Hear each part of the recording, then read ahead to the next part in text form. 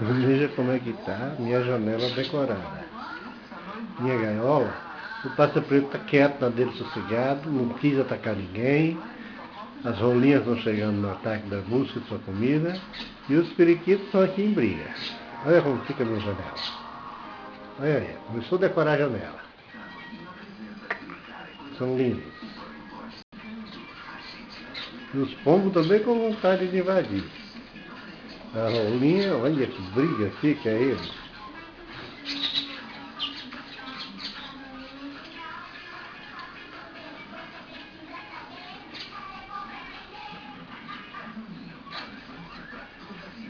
E esse barulhão todo, 3, 6, são 8 periquitos, 9. E 8, só é 8 só, por enquanto. Mas tem dia que junta 20, 30. Bagunceiros. E as rolinhas vêm de lá de cima, vem decolando, vem um monte.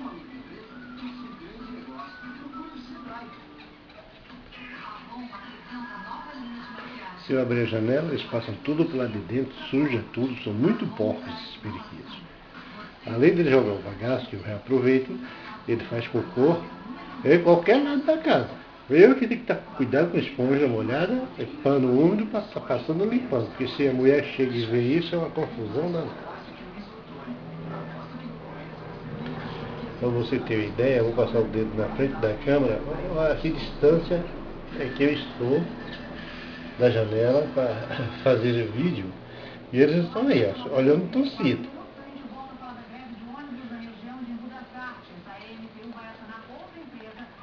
Olha a cocheira como é que está de rolinha lá, cheia.